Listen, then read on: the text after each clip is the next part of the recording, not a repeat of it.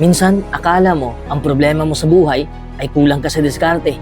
Kaya naghahanap ka ng technique, naghahanap ka ng strategy, binabago mo ang mindset mo. Pero ang hindi mo napapansin, may mga technique na hindi para sa taong hindi pa handa. Hindi lahat ng mukhang malakas ay ligtas gamitin. May mga galaw sa buhay na kapag ginawa mo nang mahina pa ang foundation mo, hindi ka aangat. Mas lalo kang mababagsak. Sa video na ito, pag-uusapan natin ang 8 delikadong teknik sa buhay na pwedeng magmukhang powerful pero kapag ginamit mo nang wala ka pang emotional control, wala ka pang discipline at self-awareness, ikaw mismo ang masasaktan. Number 1. Palagi mong naririnig ang fake it till you make it. Ang ganda pakinggan, di ba? Parang shortcut sa confidence. Parang life hack. Parang sekreto ng mga successful. Pero kapag sinobrahan mo, delikado ito. Because there's a big difference between projecting confidence and pretending to be someone you're not. Minsan ginagawa mo ito kasi insecure ka. Pakiramdam mo, kulang ka. Kaya ang solusyon mo, magpapanggap. Magmukhang mayaman, kahit baon sa utang. Magmukhang expert, kahit Google lang ang alam. Magmukhang emotionally strong, kahit gabi-gabi kang umiiyak. You think you're building confidence, but sometimes you're building pressure. Sa umpisa, okay pa. Nakakatuwa. May mga taong naniniwala sa'yo. May opportunities na dumarating kasi ang tapang mo magsalita. May pintong bumubukas kasi you look like you belong. Pero ito ang tanong, kaya mo bang panindigan yung image na ginawa mo? Kasi kapag pineke mo ng sobra ang sarili mo, kailangan mo na siyang panindigan araw-araw. Hindi ka na pwedeng magkamali. Hindi ka na pwedeng umamin na hindi mo alam. Hindi ka na pwedeng magpahinga. You're trapped in your own performance.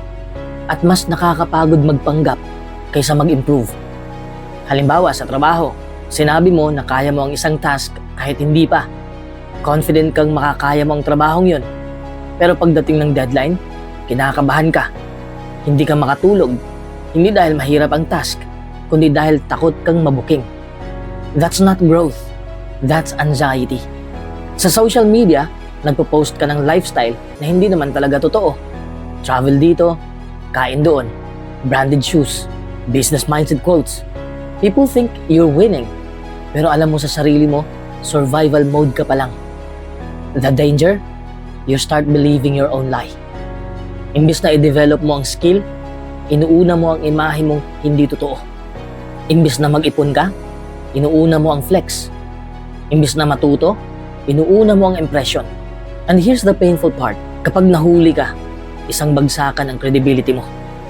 Truth is hard to build, but easy to destroy. May tamang paggamit ang fake it till you make it. Pwede mo siyang gamitin bilang confidence boost, like speaking up kahit kinakabahan ka. Dressing well for an opportunity you're aiming for. Acting professional habang tinatry mong maging professional. That's healthy stretching.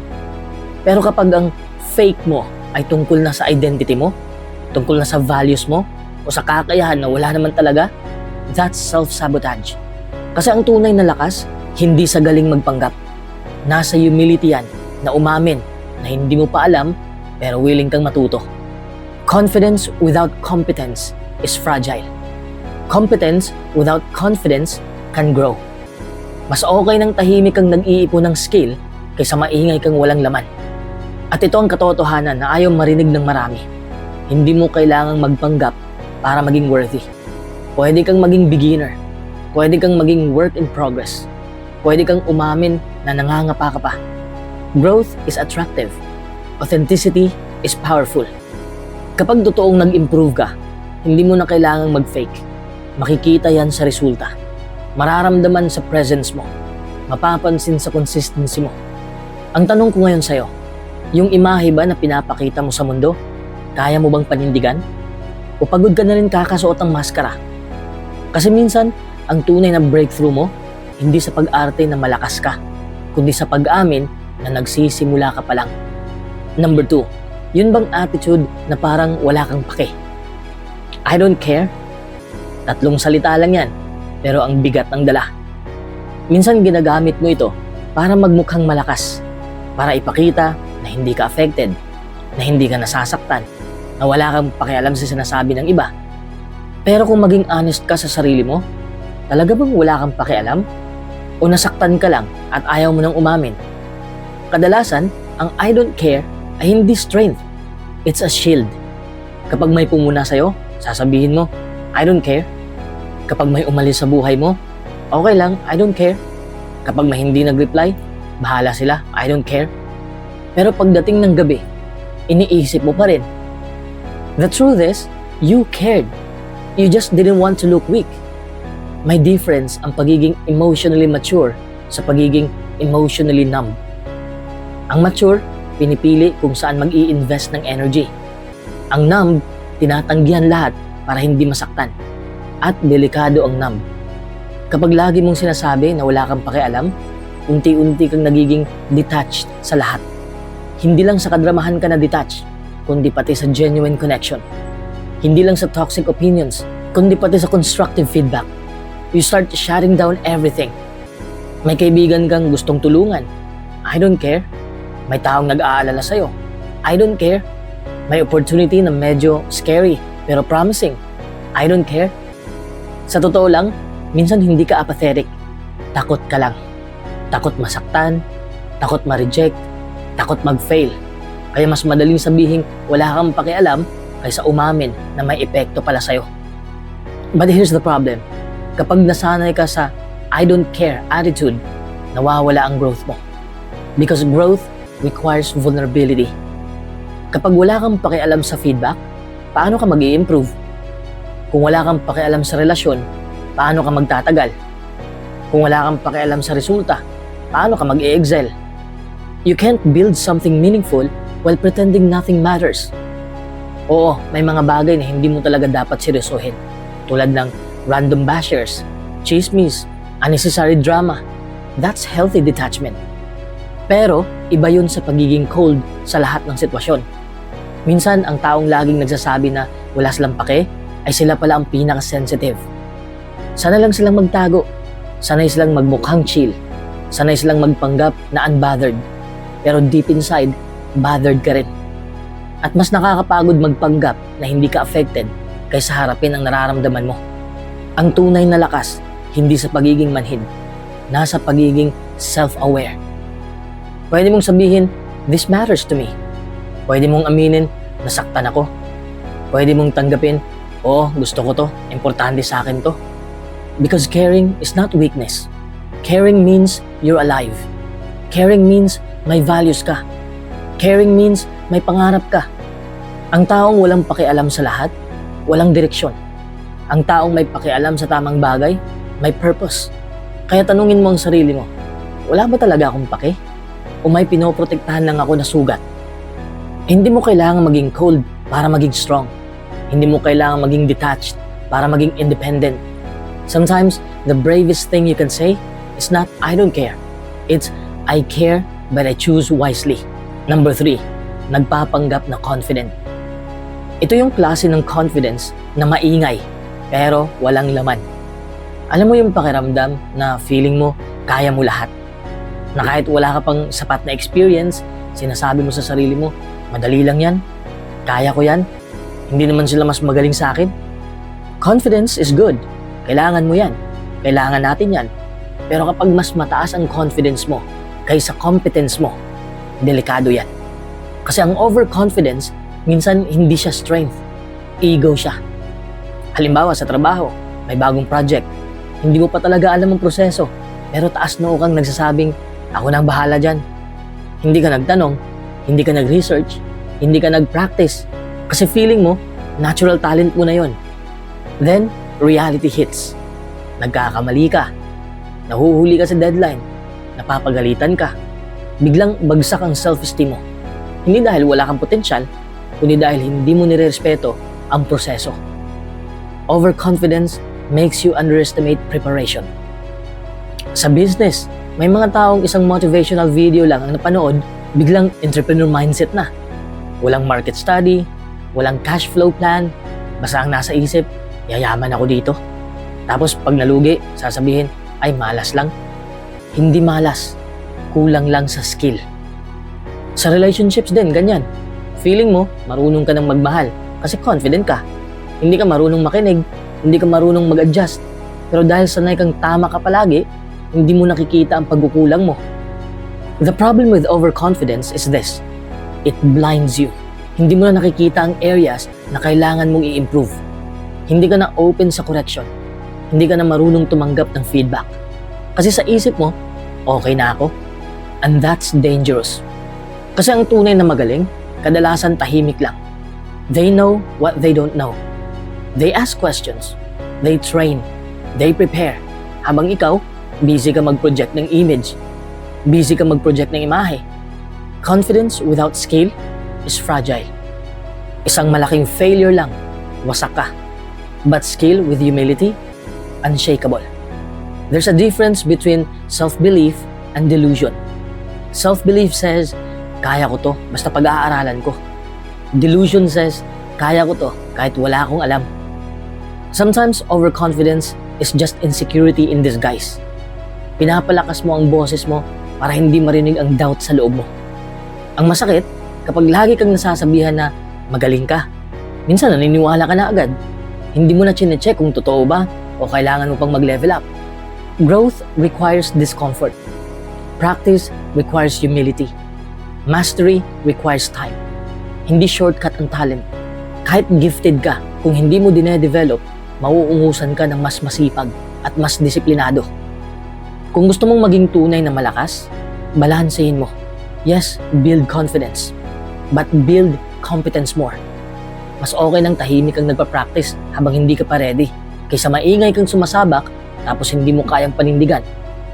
Tanungin mo ang sarili mo ngayon, ang tapang ko ba backed up ng training? Ang confidence ko ba may foundation? Kasi sa totoong buhay, hindi sapat ang paniniwala sa sarili. Kailangan mo rin itong trabahuhin. Ang tunay na powerful, hindi yung pinakamaingay sa kwarto, kundi yung pinakahanda. Number 4, alpha mentality na puro dominance. Ang daming nahuhumaling sa ideya na to. Be dominant, be feared, be the strongest in the room. Dapat wala kang pakialam, dapat wala kang emosyon, dapat hindi ka magpapatalo. Sounds powerful, right? Pero kapag ang pagka-alpha mo ay puro dominance lang, delikado yan. Because there's a difference between a strong leader and control freak. May kaibahan ang confidence sa intimidation. At may kaibahan ang respeto sa takot. Minsan iniisip mo, para hindi ka maapi, kailangan ikaw ang manlalamang. Para hindi ka masaktan, kailangan ikaw ang unang mananakit. Emotionally man o verbally. Para hindi ka maliitin, kailangan mas malakas ka lagi sa lahat. So, you speak louder. You interrupt. You insist. You always have the final say. You think being alpha means you should never back down. Pero napapansin mo ba, habang pinipilit mong maging dominante, unti-unting lumalayo ang mga tao. People may follow you, but they don't trust you. They may listen, but they don't open up. Because dominance without emotional intelligence is just insecurity wearing armor. Kapag lagi mong gustong ikaw ang masusunod, kadalasan hindi dahil tama ka, kundi dahil takot kang mawala ng kontrol. Kapag hindi ka marunong tumanggap ng criticism, hindi dahil mataas ang standards mo, kundi dahil malambot ang ego mo. Real alpha energy is calm. Hindi siya sumisigaw para marinig. Hindi siya mananakot para igalang. Hindi niya kailangang ipaalala na siya ang leader. Presence pa lang niya, ramdam mo na. Pero kapag ang alpha mentality mo ay puro flex lang, puro superiority, puro ako ang mas magaling, magiging toxic ka na. Halimbawa sa relationship, gusto mo ikaw masusunod, ikaw ang mas mataas ang value, ikaw ang hindi dapat maghabol. So anong nangyayari? You turn love into a power game. Imbis na partnership, nagiging competition. Halimbawa sa trabaho, gusto mo ikaw ang bida, ayaw mong mas may magaling sa'yo. So instead of collaborating, you compete with your own team. That's not leadership, that's ego. At ito ang ironic, the more you try to dominate, the more insecure you look. Kasi ang taong tunay na malakas, hindi natatakot sa lakas ng iba. Hindi takot magbigay ng credit. Hindi allergic sa apology. Hindi defensive sa feedback. You can be strong and still be kind. You can be assertive and still be respectful. You can be a leader without crushing others. Ang problema sa puro dominance mindset, ginagawa mong battlefield ang lahat. Lahat ay challenge para sa'yo. Lahat nagiging banta. Lahat kailangang patunayan. Nakakapagod mabuhay ng ganon.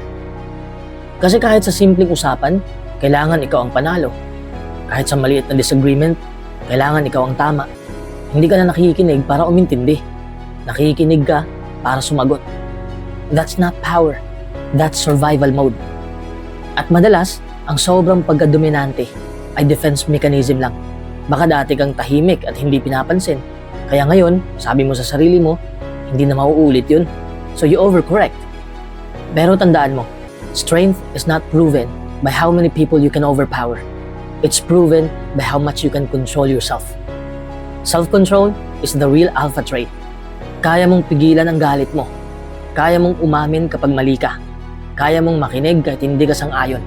Kaya mong mag-lead ng hindi nananakot. That's maturity. Kung gusto mong maging alpha sa discipline mo, sa consistency mo, sa emotional stability mo, hindi sa volume ng boses mo o sa dami ng taong natatakot sa'yo. Because at the end of the day, mas tatagal ang respeto kaysa sa takot. At mas powerful ang taong kayang mag-build ng iba kaysa sa taong kayang mag-break ng iba. Ang tanong ko sa'yo, gusto mo bang sundin ka dahil takot sila? O dahil naniniwala sila sa'yo? Kasi magkaiba yon. At doon mo malalaman kung tunay kang malakas o nakasuot ka lang ng alpha mask. Number 5, living beyond your means para magmukhang successful. Sa totoo lang, sobrang tempting nito. Lalo na ngayon na halos lahat ng tao may highlight reel sa social media. Lahat mukhang panalo. Lahat mukhang may bagong gadget, bagong kotse, bagong travel, bagong business. Tapos ikaw, napapaisip ka, parang napag-iwanan na ako. Dapat ganito na rin ako. I need to level up. So ang ginagawa mo, you upgrade your lifestyle before upgrading your income. Swipe ng credit card dito, installment doon, deserve ko to, investment naman sa image ko, babalik din yung perang yan. At oo, minsan may logic naman talaga.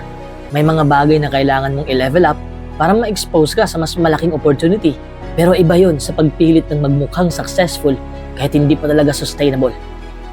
Magkaiba ang investing in growth at performing success. Kapag nabuhay ka beyond your means para lang magmukhang angat, ang una mong binabayaran hindi pera, kundi peace of mind. Sa labas, ang ganda ng buhay mo. Pero sa loob, kinakain ka ng stress. May branded shoes ka nga, pero iniisip mo kung saan kukunin ang pambayad sa due date. May bagong phone ka, pero nagko-compute ka gabi-gabi kung kaya pa ba ang next bill.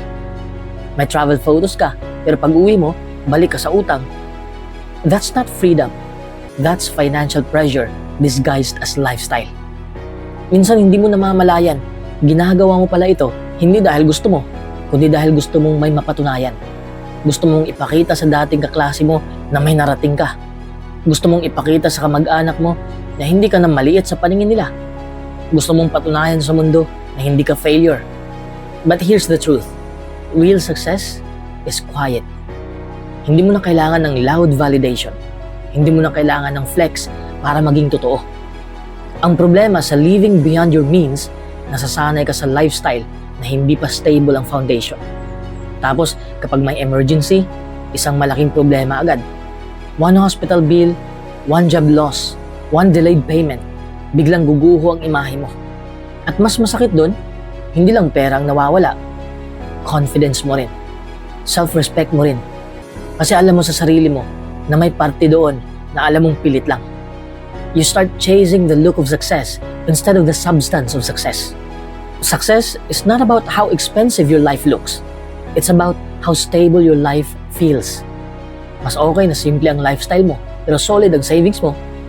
Mas okay na tahimik ka, pero may emergency fund ka. Mas okay na hindi ka viral, pero hindi ka kinakabahan tuwing may due date. There's power in being financially boring. Hindi siya exciting tingnan, pero sobrang powerful niya sa long term. Kapag hindi ka nabubuhay beyond your means, may breathing room ka. May freedom kang mag-take ng opportunity dahil hindi ka desperate. May lakas kang tumanggi sa toxic job kasi hindi ka lubog sa utang. That's real leverage. Hindi mo kailangang magmukhang milyonaryo para magkaroon ng milyonaryong mindset. Minsan ang totoong millionaire mindset ay marunong maghintay, marunong mag-delay ng gratification, marunong mag-invest sa bagay na hindi agad visible. At ito ang tanong na kailangan mong harapin. Yung lifestyle mo ba ngayon, kaya mong i-sustain kahit mawala ang social media, kahit walang nakakakita, kahit walang pumapalakpak? Kung ang sagot mo ay hindi, baka hindi growth ang hinahabol mo. Baka validation lang. Remember this, image can impress people, but stability will protect you. Mas okay ng mabagal pero totoo. Mas okay ng simple pero secure. Mas okay ng tahimik pero panatag ang tulog mo. Kasi sa dulo ng araw, hindi ang mahal ng suot mo ang magbibigay sa iyo ng peace, kundi ang alam mong hindi ka nabubuhay sa utang para lang magmukhang panalo. Number 6, kinikimkim mo ang iyong emosyon. Ito yung tahimik na kalaban mo na hindi mo napapansin. Kasi sanay ka na. Lumaki ka siguro na tinuruan kang huwag kang iiyak, magpakatatag ka, walang mangyayari kung magdadrama ka.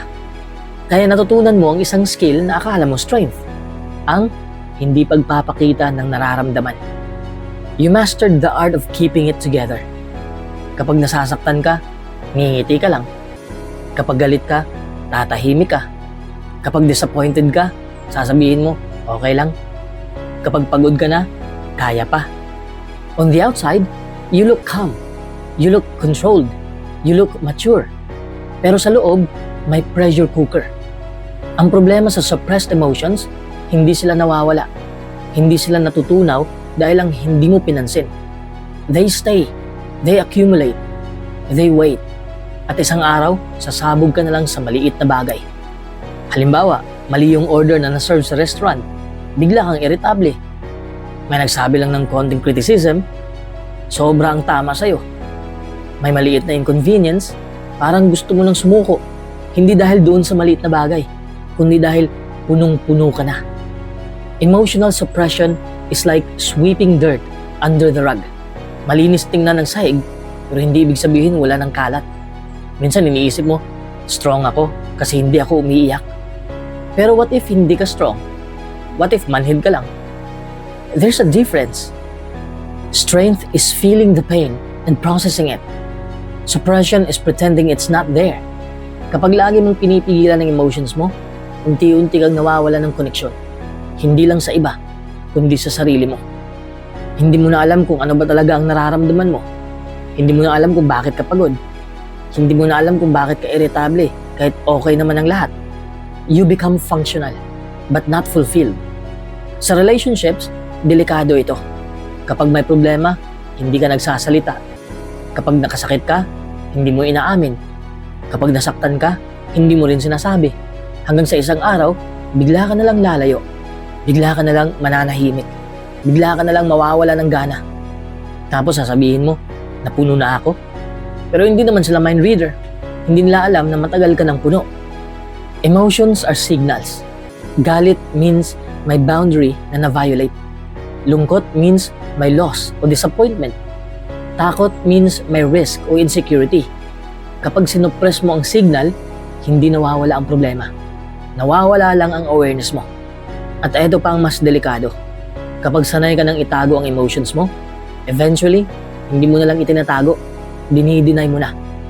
I'm fine. I don't care. Wala lang yan. Pero sa totoo lang, may bigat na dala-dala ka araw-araw. Suppressed anger can turn into bitterness. Suppressed sadness can turn into depression. Suppressed stress can show up in your body. Headaches, insomnia, fatigue. Your body keeps the score. Hindi ibig sabihin na kailangan mong mag-breakdown sa lahat ng tao. Hindi ibig sabihin na ibuhos mo lahat sa social media. Emotional maturity is not oversharing. But healthy processing is different from suppression. Processing means ina-acknowledge mo na nasaktan ka, na-disappoint ka, natatakot ka. Simple honesty, kahit sa sarili mo lang muna. You don't have to explode, but you also don't have to implode. Minsan ang tunay na lakas, hindi sa pagtitiis ng tahimik. Nasa courage na harapin ang nararamdaman mo. Kasi kapag hindi mo hinarap ang emotions mo, sila ang haharap sa'yo sa hindi mo inaasahang paraan. Tanungin mo ang sarili mo ngayon, Kailan ka huling naging honest sa nararamdaman mo? O matagal ka nang naka-autopilot, surviving but not really living? You're not weak for feeling. You're human. At baka ang susunod mong level sa buhay, hindi kailangan ng mas matigas na puso, kundi mas aware na puso. Number 7, silent treatment bilang weapon. Akala ng iba, harmless itong silent treatment. Minsan sasabihin mo, hindi ako nagsasalita kasi ayoko ng gulo. Pero minsan, hindi ito about peace. It's about control. Kapag ginamit mo ang silence bilang weapon, hindi ka lang nananahimik, nagpaparusa ka. Hindi ka sumasagot sa chat, hindi ka tumitingin sa mata. Isang tanong, isang salita lang ang sagot. Cold, distant, emotionally unavailable. At sa isip mo, bahala siya mag-isip kung anong mali niya. But the problem is, silence creates confusion. Imbis na ma-resolve ang issue, pinapahaba mo ang agony. The other person starts overthinking. May nagawa ba ako? Galit ba siya? Ano bang nangyari? You make them guess. You make them chase clarity. For a moment, it feels powerful. Kasi ikaw ang may control ng communication. Ikaw ang may hawak ng atensyon. Habang naghahabol sila, tahimik ka lang. But here's the truth. That kind of power is fragile. Kapag ang communication nyo, puro guessing game, unti-unting namamatay ang trust. Hindi dahil sa malaking away, kundi dahil sa emotional distance. Minsan ginagamit mo ang silent treatment kasi hindi mo kayang i-handle ang confrontation. Hindi mo alam paano i-express ang nararamdaman mo. So instead of saying, nasaktan ako, you shut down. It feels safer to withdraw than to be vulnerable. But withdrawal is not the same as strength. May difference ang healthy space sa manipulative silence. Healthy space is, kailangan ko muna ng oras para mag-isip. Clear, honest, may timeline, may explanation. Manipulative silence is parang sinasabi mong hulaan mo. Walang clarity, walang closure, just emotional tension. And here's what most people don't realize. Kapag paulit-ulit mong ginagawa to, tinuturuan mo ang tao sa paligid mo na matakot sa'yo. Hindi ka nila lalapitan para mag-open up. Kasi baka bigla mo na lang silang i-freeze out. Slowly, you become emotionally unsafe. Sa relationship, delikado ito. Kasi communication ang dugo ng koneksyon. Kapag tinanggal mo yan, parang pinatay mo ang oxygen. Kahit gaano pa kayo ka-close dati, kapag palaging may silent punishment, napapagod ang isa. At kapag napagod sila, hindi na sila maghahabol. Sa work setting, ganun din. Kapag may conflict, tapos hindi ka nagsasalita, hindi ka nag-e-explain, hindi ka nag-co-communicate, you might think you're being mature. Pero ang dating, minsan, unprofessional. Strong people communicate. Weak pride hides. Ang totoo, mas mahirap magsalita kaysa manahimik. Mas nakakatakot umamin na nasaktan ka kaysa magpanggap na wala kang pakialam. Silence can be peaceful, but silence can also be passive-aggressive. Tanungin mong sarili mo, tahimik ka ba dahil kalmado ka? O tahimik ka dahil gusto mong maramdaman nila ang pagkawala mo? Kung ginagamit mo ang absence mo para turuan sila ng leksyon, isipin mo rin, anong klaseng relasyon ang nabubuo kapag takot ang foundation? Real maturity is saying, nasaktan ako sa ginawa mo. Hindi dramatic, hindi aggressive, just honest.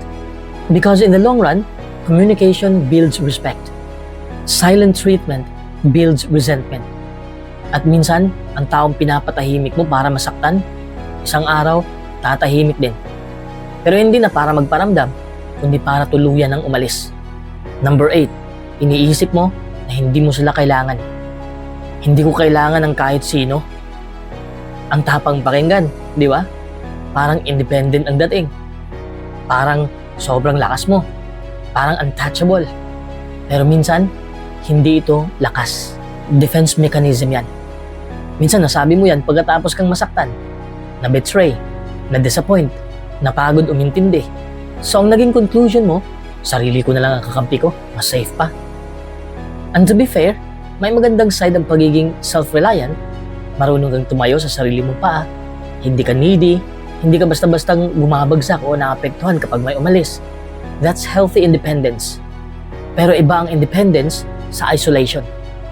Kapag sinabi mong, I don't need anyone, tanungin mo ang sarili mo, choice ba yan o reaksyon sa sakit?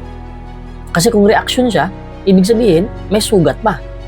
Ang problema, kapag sinanay mo ang sarili mong hindi humingi ng tulong, unti-unti kang nagiging emotionally numb. Hindi ka na sanay mag-open up. Hindi ka na komportable magsabi ng nahihirapan ako. Hindi ka na marunong tumanggap ng support. You start wearing strength like armor. Pero sa totoo lang, mabigat siya. Kapag may problema ka, kinikimkim mo. Kapag nasasaktan ka, sinasarili mo. Kapag may gustong tumulong, tinutulak mo palayo. You say, kaya ko to. But deep inside, pagod ka na rin. Ang tao ay hindi designed para mag-isa. Kahit gaano ka ka-strong, may limit ka. Kahit gaano ka katalino, may blind spots ka.